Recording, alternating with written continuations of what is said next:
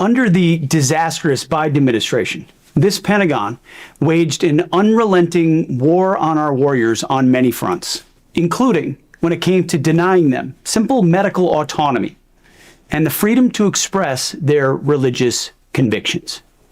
In other words, our men and women in uniform were forced to choose between their conscience and their country, even when those decisions posed no threat to our military readiness. You know what I'm talking about, what happened, COVID-19 and the vaccine. No more. That era of betrayal is over.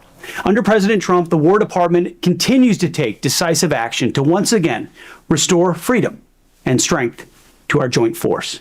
We're seizing this moment to discard any absurd, overreaching mandates that only weaken our warfighting capabilities. In this case, this includes the universal flu vaccine and the mandate behind it. The notion that a flu vaccine must be mandatory for every service member everywhere in every circumstance at all times is just overly broad and not rational. Our new policy is simple.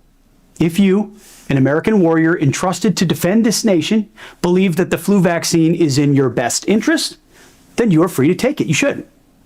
But we will not force you, because your body, your faith, and your convictions are not negotiable. Your health. It's common sense. It's the kind of common sense approach we're undertaking in this department.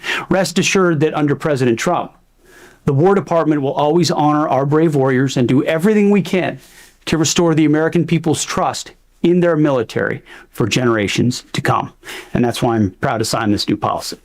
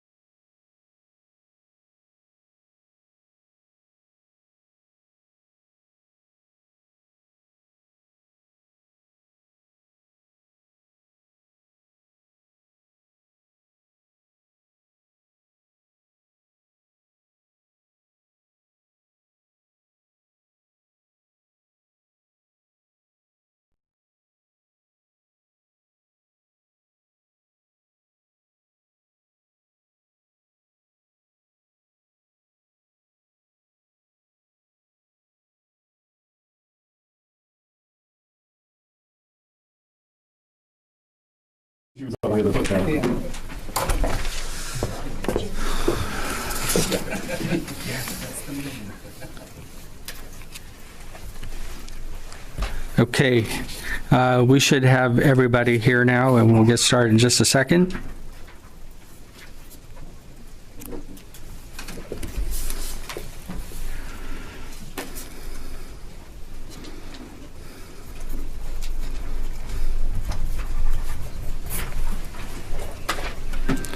I wanted to briefly mention materials.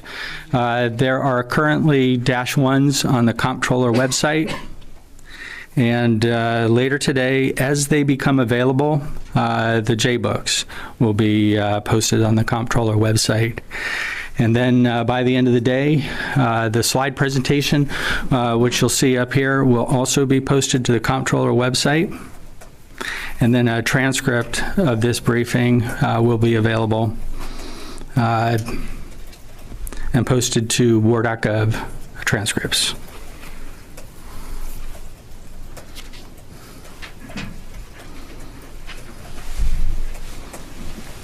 Excuse me, where will the transcript be?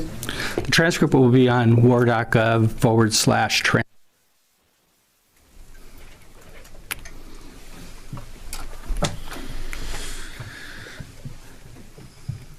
Okay, good morning. My name is Bob Ditchie with the Pentagon Press Office. Today's briefing is on the Department of Defense fiscal year 2027 budget request. Speaking here today is the Undersecretary of Defense Comptroller, Chief Financial Officer, Honorable Jules J. Hurst III, and the Director of the Force Structure, Resource, and Assessment with the Joint Staff, Lieutenant General Stephen P. Whitney. They will provide opening remarks, and then we'll have time for questions. Attribution is on the record. When we get to the question and answer period, please, when you ask your question, please state your name and the outlet that you're with. Please limit your questions to one and one follow-up. I'll let you know when we're nearing the end with a 2-minute warning. Following this brief, the Navy, Air Force, and Army budget directors will hold their separate briefings sequentially here in the briefing room. With that, it's my pleasure to introduce to you Honorable Jay Hurst and Lieutenant General Stephen Whitney. Well, thanks for being here this morning. We'll go to the first slide. We're facing one of the most complex and dangerous threat environments in our nation's 250-year history. Our adversaries are rapidly advancing capabilities across every warfighting domain in the air, land, sea, space, and cyberspace, while years of underinvestment have strained our defense industrial base. To meet this moment, President Trump is submitting an FY27 national defense budget request of $1.5 trillion. This is a generational investment in the United States military, the arsenal of freedom. This 42% increase will supercharge our defense industrial base by expanding production of major weapon systems while strengthening supply chains and supporting tens of thousands of small and medium-sized businesses. It secures our homeland and military advantage through investments in the Golden Dome missile defense system, drone dominance, and space superiority, including nearly doubling the Space Force budget and tripling spending on drone and counter-drone capabilities. Finally, it ensures our military readiness by funding next-generation platforms like the F-47 and B-21, modernizing our nuclear deterrent, and delivering on commitments to our service members by putting forward the money to provide them with world-class housing and pay in line with the quality of their service. Next slide, please. Here's how that funding breaks down by service. The Department of the Army budget grows by 23.9%, the Department of the Navy by 24.3%, and the Department of the Air Force by 33.6%, while General Department of War funding increases by 22.6%. There is also a presidential priorities category in our budget, and that includes investments in Golden Dome, drone dominance, AI and data infrastructure, and critically, the defense industrial base. Next slide, please. The FY27 defense budget will be the largest investment in military capabilities in over a generation. 52% of this budget will go to buy and develop warfighting systems, that's munitions, planes, tanks, and ships, In recent years, less than $400 billion has simply gone towards procurement and research development, test and evaluation funding. This budget allocates over $750 billion, nearly the size of the entire FY22 defense budget, just to capability development and procuring weapon systems. This budget represents the largest investment in drone warfare and space capabilities ever, the largest shipbuilding request since 1962, and one of the largest budget requests for the Air Force and the Army during peacetime in our nation's history. Like the Reagan-era buildup, this investment will drive job creation. By conservative estimates, it could generate over 800,000 American jobs, many in manufacturing and engineering. Next slide, please. Now, often when you have a defense budget, there's a balance between modernization and readiness. There's a tension there. But this budget does not have that tension. We are modernizing the force while making it more ready than ever. In building this budget, we reduced contract advisory services, unnecessary travel, duplicative programs, and we redirected that money towards maintenance, spare parts, flight hours, steaming hours, and training. We've also kept our civilian headcount relatively flat while doubling investment in facility sustainment, restoration, and modernization, ensuring service members work and live in safe and high-quality conditions. This budget request was specifically formulated to remediate all barracks and government-owned buildings and housing that is substandard. We will also make a significant investment remediating facilities across the department's inventory that do not meet our quality standards. Next slide, please. As we drastically increase the number of munitions and weapon systems we buy, the department needs to make investments to solidify America's industrial base. Large defense firms are critical to our national security, but they rely on tens of thousands of small and medium-sized businesses to provide the parts, components, and materials to larger firms. For example, the F-35 program alone has over 2,100 suppliers, and more than half of these are American small businesses. This budget invests over $100 billion to strengthen that ecosystem through Defense Production Act funds, the Office of Strategic Capital, and by increasing industrial base analysis and sustainment funding to unprecedented levels. This money will be used to provide low-interest credit, loan guarantees, and to make direct purchases to expand production capacity, ease supply chain bottlenecks, and unlock private sector investment. We're also expanding multi-year contracts, up to 7 years for critical munitions, to provide stability and incentivize long-term investment across the supply chain. By doing this, we remove all excuses from defense companies from investing capital to improve their production facilities and from investing in their workforces. This will also give the small and medium-sized businesses who supply larger firms with the surety they need to thrive and expand production. When the Department of War oscillates between buying large numbers and small numbers of a weapon system, large defense companies can tolerate that fluctuation. But the small and medium-sized defense suppliers who aid them cannot. In every instance where we know we're going to continue to buy a system over a prolonged period of time, we're going to request multi-year authorities from Congress. Additionally, initiatives like Business Operators for National Defense are bringing private sector expertise into the department to improve efficiency and execution. In this initiative, we've recruited former private sector executives, and we've set them to work across the department and with our defense contractors to change how we contract for goods and services, but also to change how we buy things and build things. This is all part of an effort to move the department from bureaucracy to a business mindset. Next slide, please. During the last administration, we had a recruiting crisis that required the Joint Force to reduce its end strength by 2.6%. This meant hollow units, it meant longer hours for our warfighters, more frequent deployments, and more stress on the force. In FY26, we reversed that decline by adding over 20,000 personnel. In FY27, we will grow the force again by an additional 44,000 service members. This growth will provide the manpower we need to employ new capabilities, and it will improve readiness and quality of life by ensuring units are properly staffed for the missions we task them with. Next slide, please.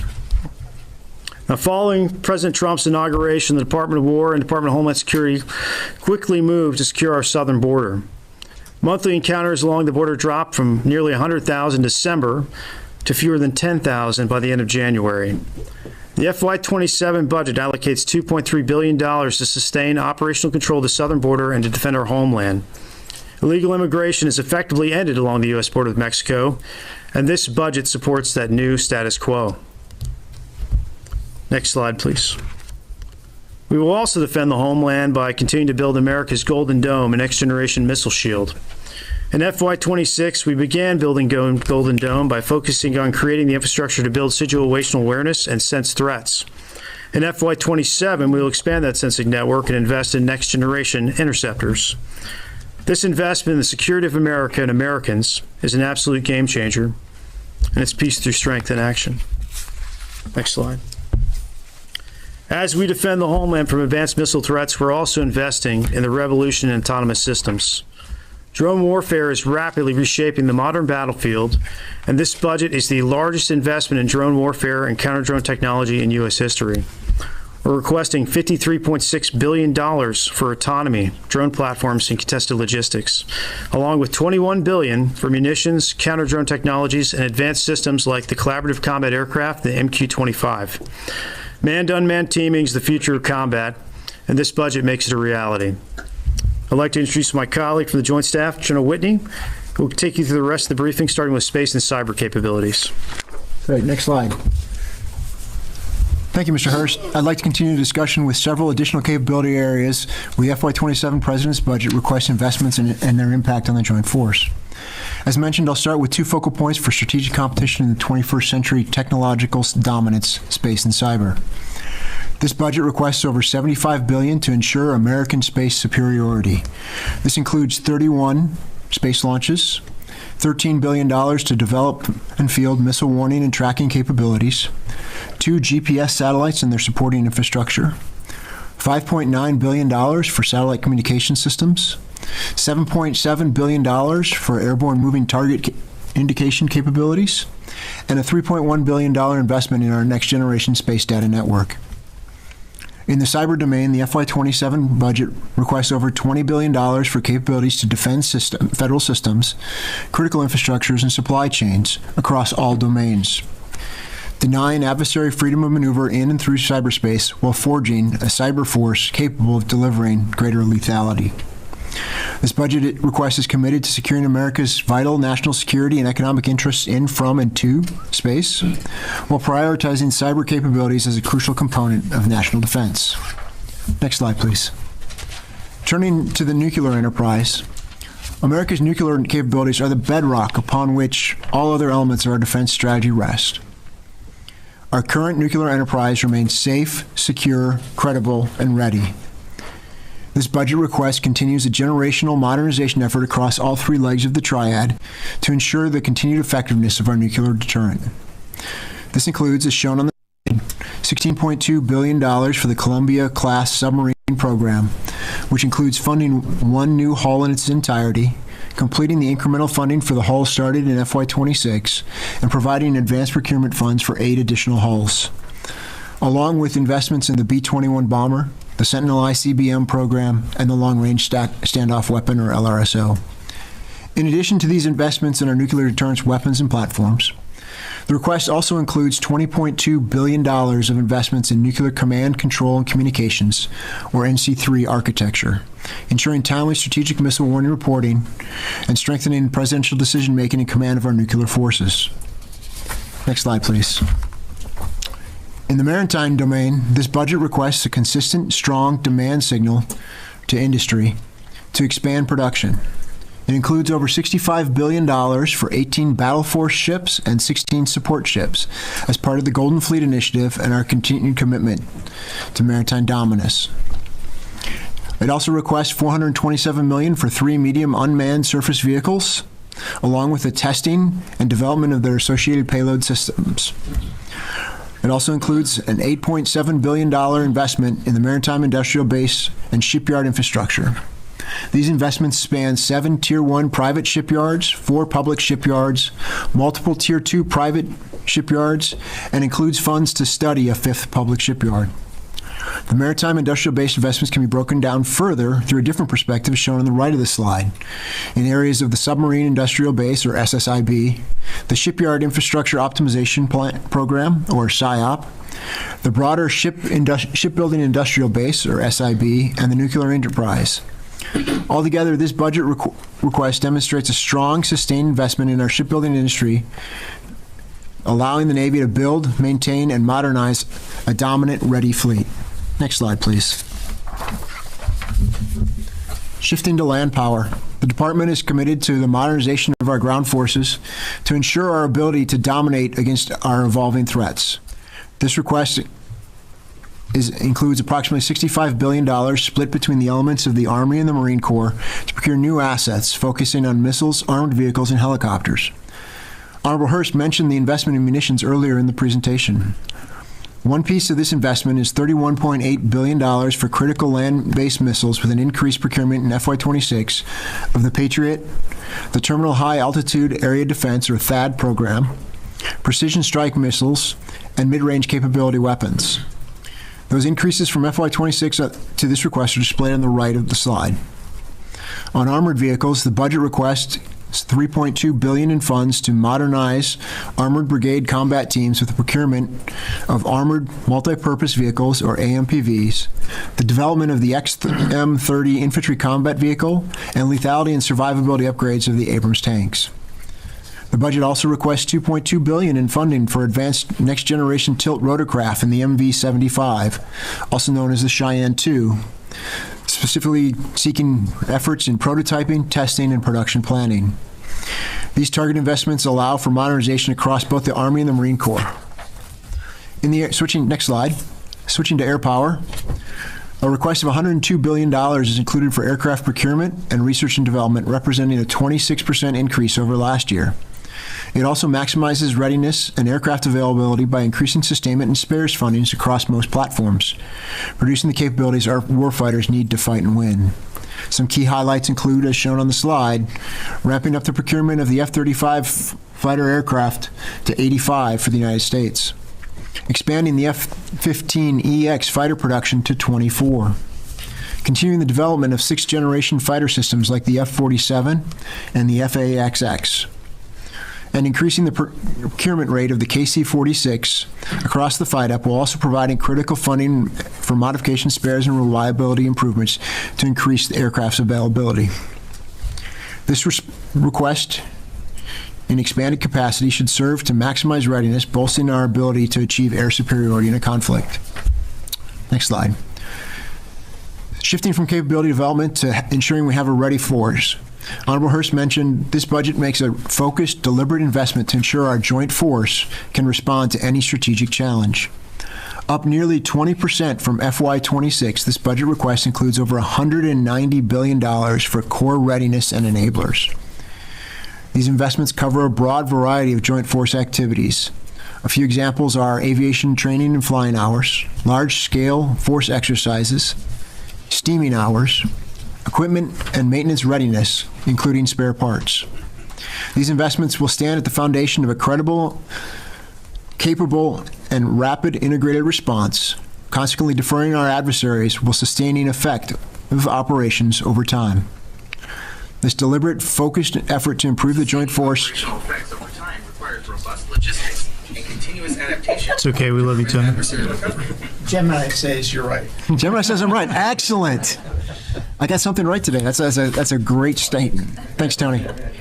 Again, this is a deliberate and focused effort to improve the joint force down to the individual service member. Speaking of service members, on the next slide, I'd like to talk a little bit about the pay raise that this budget request includes. This budget request includes a pay raise weighted towards our greatest military advantage, our professional enlisted corps. Specifically, this request includes a 7% increase for military personnel in the grades of E5 and below, a 6% increase for personnel in the grades of E6 to O3, and a 5% increase for members in the grade of O4 and above. With this funding request, we directly invest in our people, recognizing and respecting our warfighters, their families, and the daily sacrifices they both make for our nation. Next slide. Let me move on to another critical topic for our warfighters' readiness, healthcare. The military health system provides services to approximately 9.5 million beneficiaries, uniformed service members, military retirees, and their families.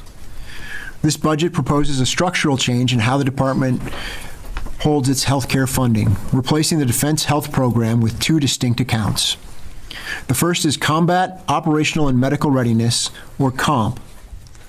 It is designed to protect and prioritize the critical resources needed to sustain warfighter health and medical readiness. The second account is a private sector care program, or PSCP. It is designed to cover all the beneficiary health care provided through the TRICARE contracts. By splitting out the cost of private sector care into its own account, the department is enhancing transparency and accountability, making it easier to track how resources are balanced between military medical platforms and the care from our civilian partners. Together, these two accounts total $45.7 billion in this request to deliver the health care our service members and their family needs. This is up 5% over last year's funding in the Defense Health Program. These changes are designed to ensure the department can deliver the needed medical readiness, a key component of a ready joint force, and effectively and efficiently caring for their families. Next slide. Similarly, this budget request supports our joint force by investing in our facilities. Honorable Hurst mentioned we're addressing the poor and failing structures in our facilities and bases. This is part of a requested $57 billion investment in facilities sustainment, restoration, and modernization. A major portion of this commitment, as was mentioned earlier, is ensuring our service members have clean, comfortable, and safe housing. We're specifically requesting funds to address what the Barracks Task Force has identified as critical updates. The investments in this budget will fix all substandard barracks and eliminate barracks that have been deemed poor or failing. There is an additional investment to improve family housing, with a major portion of this investment targeted at our government-owned housing facilities. Our joint force and their families deserve quality housing, and we are committed to ensuring they have access to safe, well-maintained, and dignified living quarters, and ultimately an improved quality of life. Next slide. In closing, this FY27 President's budget reflects a clear assessment of the threats we face and a determined commitment to ensuring our joint force is properly armed, globally integrated, and ready when our nation calls. It invests in the capabilities required, the industrial base to produce them, and the readiness of our warfighters to utilize them effectively. Thank you for your time today and your commitment to covering our department and our joint force. We'd be honored to take your questions. Okay, I'm going to call on both sides of the room, and we also have a couple of questions on the phone. I'm going to start over here. Haley? Thank you. Haley Britsky with CNN. Thank you both so much for doing this. I'm wondering if you can get into talk about any requests that would come for repairing some of the installation of the bases in the Middle East, if that would be a separate supplemental for construction, or how that would fit into the request. Yeah, so it's not reflected in the 27 requests, and part of it is we would assess what our posture should be in the Middle East, right?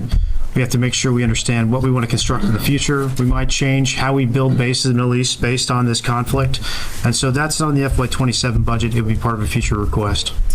And then on the drone dominance and counter-UAS technologies, can you just get into more, I guess, specifics on how much of that is investing in industrial base to create those versus buying some existing systems? That $70 billion is all going into existing systems and technologies. The industrial base support is entirely separate. Obviously, when you buy vast quantities of something, you stimulate the industrial base, but that is a focused effort on actually fielding technology and applying existing technology in a way that's useful to the warfighter. And if I could, I'd also add, Haley, that it's critical that we innovate as we look at the drones and our counter-UAS efforts.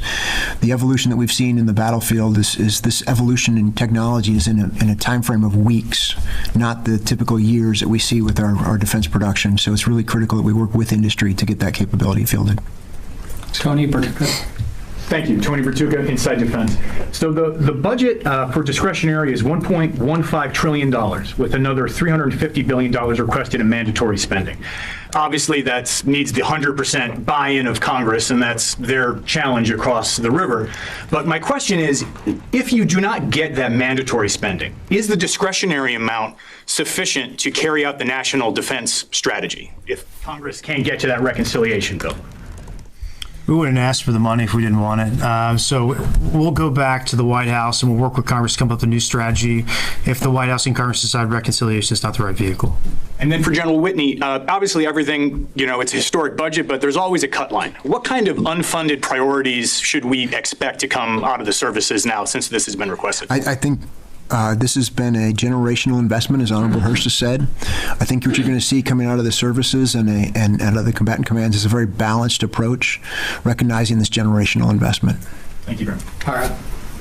Thank you, Tara Kopp with the Washington Post. One quick cleanup on so does the total of I added up all the big pie chart and it's about 1.5. That does include the reconciliation request. Is that correct? That's right. Okay. And then on the procurement of like the PAC-3s and the THAADs, you see the number and it's like, that's a huge number of munitions that you're seeking. What's the timeline you're looking at to get to that level of buy? Is that like over 5 years, because I think it was like 1,000 plus of those munitions. It's a massive ramp, but that's part of the department's strategy. We're going to give them a massive order. We're going to sustain it over time. And then we're going to have industry put forward the money to actually invest in their facilities, which is different than how we've done business in the past. Because before what we've done is we said, we want you to increase production, and then we've gone and paid for it. Industry has marginally increased production that way. We're making them put skin in the game. We're giving them a multi-year order.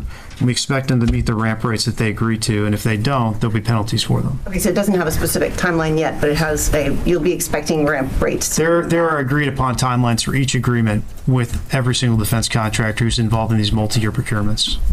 Thank you. Constantine? Thanks. Constantine Turpin, Associated Press. Obviously, this budget request comes on the heels of a major operation in Venezuela, an ongoing operation in Iran, which, as Haley asked, has damaged bases. We've got an aircraft carrier that sustained a major fire. So I guess my question is, can you break out a little bit like the impact of those operations on this budget request?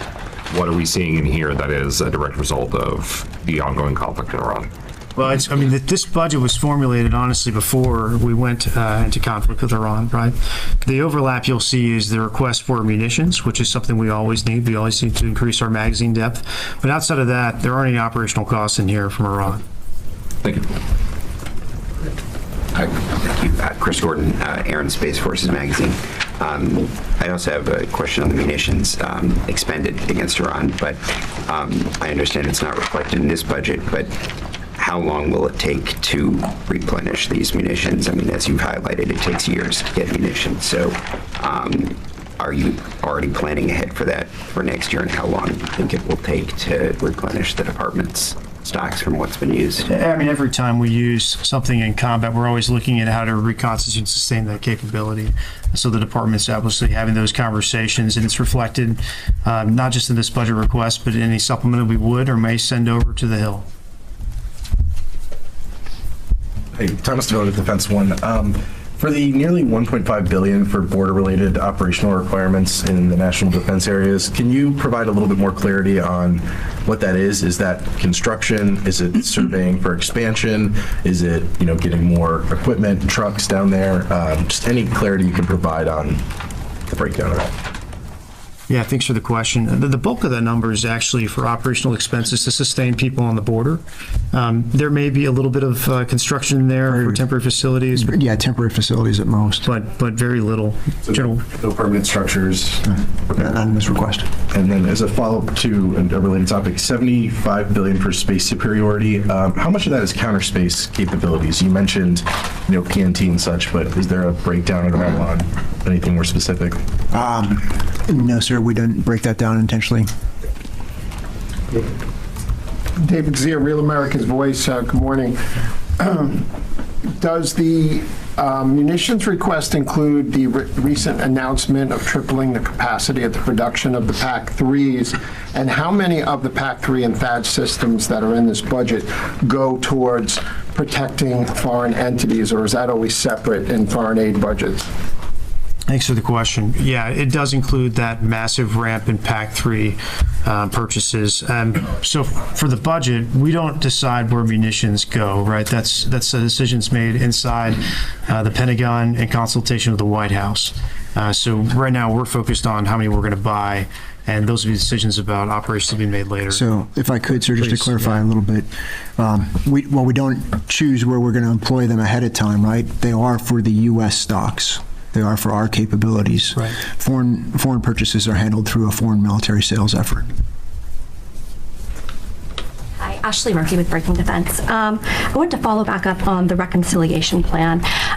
It's $350 billion, but a lot of like high priority things in there, whether it's Golden Dome, munitions, the Defense Autonomous Warfare Group. What risk are you assuming by placing some of these top priorities within the reconciliation? Yeah, thanks for the question. I would say it like this. We put a lot of high priority things in there for a variety of reasons. If we use mandatory spending, number one, we have some more flexibility on when we obligate those funds. Number two, we did it for things that were kind of a one-time plus up that we really want to increase our funding of. And then finally, when there's technology that's changing quickly, like for Golden Dome or for the dog, we try to put things there. If we're not successful in getting a reconciliation bill passed, then we'll revisit that with the White House and Congress to achieve our budget request. And then I also wanted to ask about the dog. Huge jump, $55 billion, but it looks like it's placed mostly in RDT&E, but reconciliation. Does that give you flexibility to actually make purchases? Or is this all going to be research and development? Is it spread among the services? Could you just sort of walk us through some of this? I think of the dog as a pathfinder. They're out there finding the best technology for us and working on integration. They're with these companies live right now, testing different systems and orchestration tools for autonomy, and they're giving them live feedback. So it's a very agile process. And a lot of the programs themselves will be executed through the services. General Whitney, you might have... I would say the question about research and development funding makes perfect sense in my mind, because you're talking about innovation in terms of weeks and the ability to spin and develop new capabilities. That's really what we are. It's not that you're buying one set baseline and you're going to procure it forever. It's an incremental capability, which is, if you look at the federal regulations, it tells you that's research and development type money.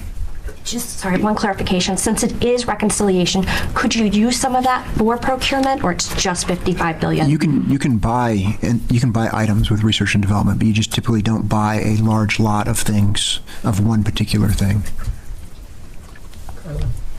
Hi, thanks for doing this. I actually have 3 unrelated questions. First, last year we had a couple billion in Pentagon funds that was taken out for like military barracks in Japan, and they were put towards the border.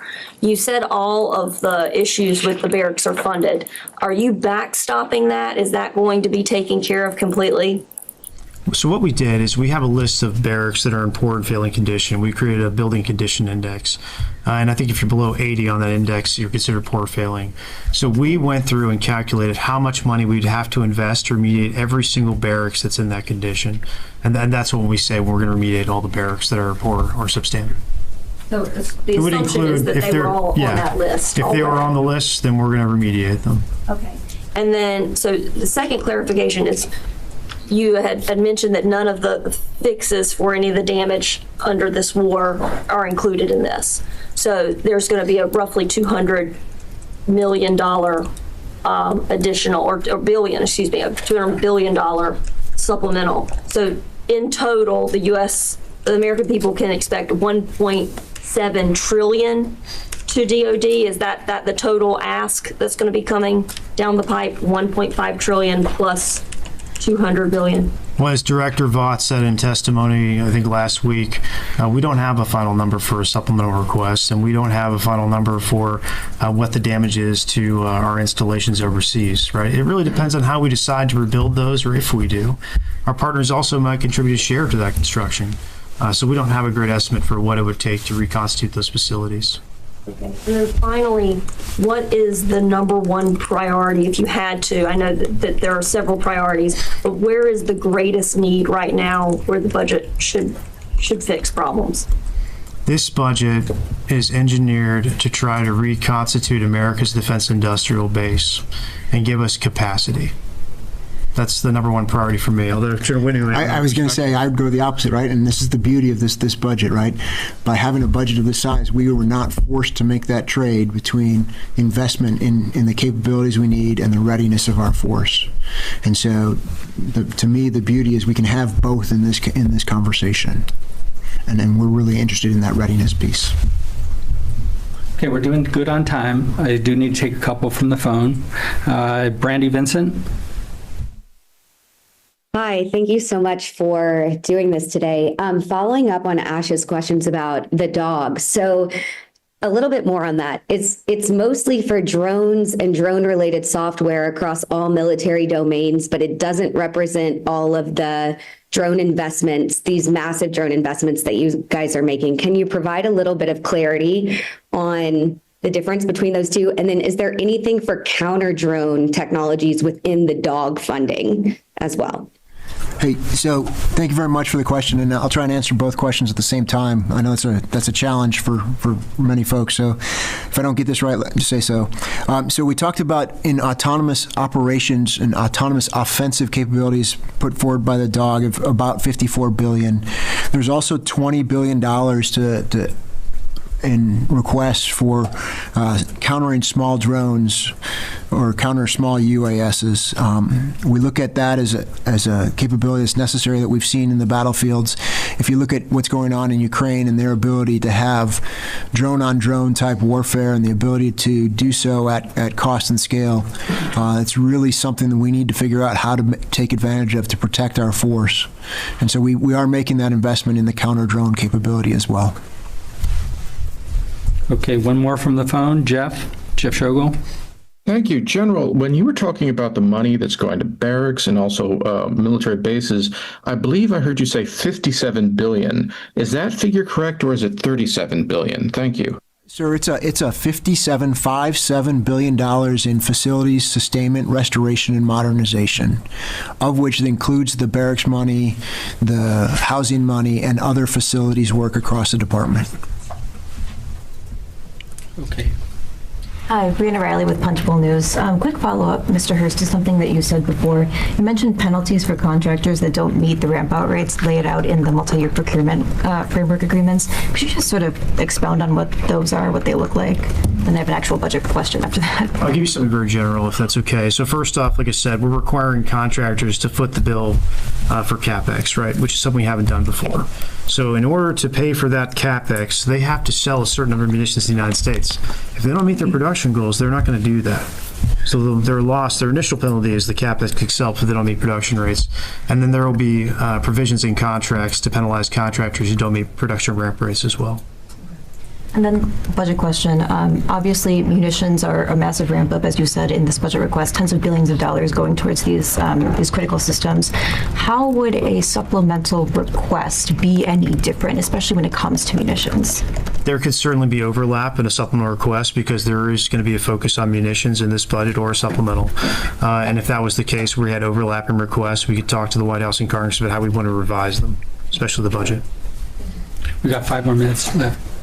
Thank you. Todd Wood from CDM. There's been a view in the force, especially during the global war on terror, that the trend towards centralized command has had a negative impact on commanders in the field. You also saw that in the Ukraine war with being controlled, being spotted, and a lot of negative decisions being taken. Does this budget support that centralization? Does it drive it forward, or does it support commanders in the field? I have heard that there's a multi-billion-dollar CC program. Yeah, that's an interesting question.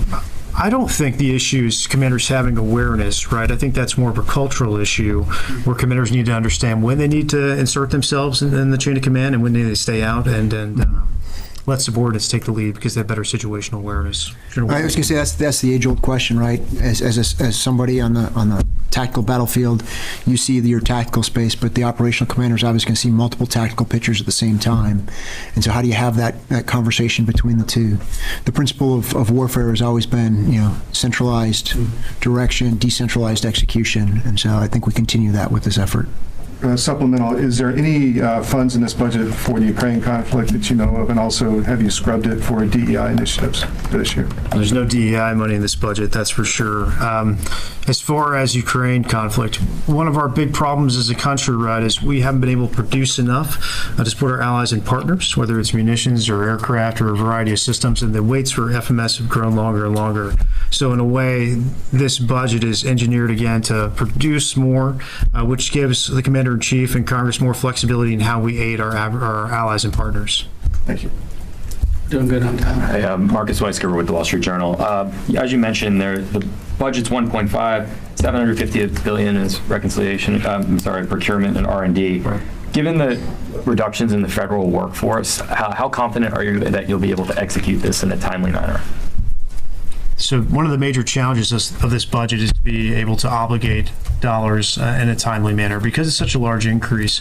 But we haven't been taking away workforce from areas that are involved in critical efforts like the DOG or space acquisition, which is where a lot of this money goes. And so I think most of our workforce cuts have been in things that will not be these people will not be directly obligating funds. People left the workforce. As a quick follow-up, the current reconciliation, I believe 98% of that's going to be spent over a year. What's your thinking on the 350 over the timeline that you're going to actually spend it? It'll depend. So for some things, let's go to Office of Strategic Capital, right? They're getting $20 billion in this budget. If they have a ton of good initiatives that they want to fund and offer loan guarantees or loans for in that first year, they may try to use all the money. If they don't have a lot of good opportunities, they may delay obligating those funds into future fiscal years.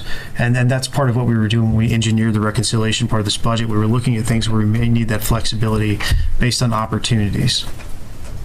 We have time for 2 more questions. Thank you, Chief Executive with Kyoto News. Thank you for holding this briefing. And I'd like to ask about deterrence in the Indo-Pacific region, especially the Pacific Deterrence Initiative, or PDI. What is the total funding level for PDI? And how does that compare with fiscal year 2026 in terms of increase or decrease? Yeah, I mean, I would guess that the amount of funding in this budget that's relevant to the Indo-Pacific is drastically increased. I don't have a number of what would directly fall under PDI at this time. I don't have a number for you either, sir. I know that Admiral Paparo is satisfied that we have addressed his concerns as a part of this budget. Thank you. Yes. Yes, Michael Casey with O'Keefe Media Group. Thank you. Good morning. Do you know if there's anything in the budget for an internal anti-espionage training for Department of War, Pentagon, and Department of Army employees? We have a curriculum and coursework around that already that people take on an annual basis. I think we call it insider threat training in the department. Yeah. I would assume it's just continuous. Has that changed at all in the Trump administration compared to previous administrations? I don't have any information to provide to you, sir. Sorry. Tony Capacity with Bloomberg. You're going to be asked this repeatedly because you can't pass an audit. There's no modified audit opinion. Why should the Pentagon be trusted with the obligation and tracking of this multi-billion-dollar generational investment? And then for General, an easier one for you. On the F-35, you're ramping from 47 to 85. This plane's had miserable to substandard MC rate, mission capable, and full mission capable rates. What dollars are allocated in this budget to help beef up those mission capable rates while you keep buying the airplane? I appreciate the question. I know I do actually, because we're making progress in the audit. I expect the Navy to get a working capital fund opinion in 26. I think they're going to get their general fund opinion in 27. I think the Department of War will get a working capital fund, a consolidated one, in 27. And I think we have a real shot at getting an opinion by 28 for the general fund. We've changed our approach. We're taking a more centralized approach. We're applying new technology to help us reconcile data, right? Generative AI is a game changer for that. Marine Corps passed their audit through brute force. They get a lot of people to look at Excel sheets and reconcile data. We can do that with technology now. And so it's really changing how we approach the audit and our likelihood of achieving one within this administration. Is there a correlation, though, between not having a modified audit opinions and the ability to track the obligations and the expenditure, the efficient expenditure of those? Tracking obligations has never been an issue for us passing an audit. It's more like this, right? We buy a nuclear missile in the 1970s, and then we have to account for the present day value, which includes every single repair or modification we made to that missile over 50 plus years. That's the kind of stuff that makes it hard for the department to get an audit. It's not tracking our funding in the year of execution. Okay. I really should have gone first and let you finish with the audit question. Hey, Tony, thanks. On the F-35, you asked about the increasing the U.S. production ramp rate. What that is that's increasing the production, or the portion of the U.S. buy at Lockheed Martin. We know what Lockheed's current max production capability is, and we're just taking a larger chunk of that for the U.S. capabilities. This budget also funds the Block 4 upgrades and modifications, as well as investments in making sure we've got the supply chain necessary. I don't have a specific breakout of funds for you. We can get that for you afterwards, if you don't mind. But it is an investment that we are worried about, and we are very concerned about making sure that the F-35 is the most capable airframe out there. And if spare parts, are there $1 billion increases in spare parts? There's a significant increase in spare parts across the entire department. Particularly in the F-35, though. We think that's been underfunded in the past as a part of the budget. We're increasing F-35 spare parts funding. To get at the MC rate issue. We're going to move the MC rate up. One last reconciliation cleanup question. Is there a chart that shows all of the priorities that are funded by reconciliation versus funded by the base? Yeah, Can we get that, or is that part of the slides that we just didn't? We're going to have a justification book that lays out exactly what's in reconciliation, make it easy for everybody. And it's also broken out in our -1s that are on the comptroller website. In general terms, just give it the broad categories that are in the reconciliation versus overall. Yeah, defense industrial base funding, right? That's a huge chunk of it. There's a large chunk for munitions. There's a large chunk for AI and data infrastructure. And a lot of the FSRM, which is geared towards remediating failing poor condition barracks, is in there as well. Those seem, I mean, at least some of them seem like kind of critical priorities, especially like the munitions stuff. But there's also a lot of question about whether that's actually going to get through Congress. What's the alternative plan if you made, resistance there? Well, first off, we're going to do a good job explaining why we need this to Congress and the authorities. And last year, they gave us the multi-year authorities for 8 critical munitions, right? We expect to ask again for the rest of those and receive them. And we continue to have dialogues with our congressional partners about the necessity of this and our approach. Do you have the FIDO figures for the Golden Dome? Oh, can you read them off to us from your charts? I don't have it on my chart right here. Can you get those? Because that's pretty significant. And we had the 1 year, but it'd be useful to get it for the public to know over the next 5 years, year by year, Golden Dome expenditures. I believe General Gutland's put out the total cost of the program to the public, but that's not just the fit up. That goes out to 2035. I'm asking for the FIDO figures. Yeah, we can look at getting you that answer. Thank you. Okay, we're going to have to end it there. Thank you very much. I realize there are some of you that still have questions. Please send me your questions. I'll make sure that those get turned in. Just a quick mention about materials. I mentioned at the beginning of the brief that these slides will be available on the comptroller website by the end of the day. And then the J-books, as they become available, will also be on the comptroller website. Okay? That's all that we have time for today. Please stand by for the Navy's brief, which will be followed by the Air Force budget brief. And then at 1400, the Army will brief. Thank you very much, sir. Both of you. Thank you very much. Appreciate it. Thank you. Bob. That was live. It's live. Okay.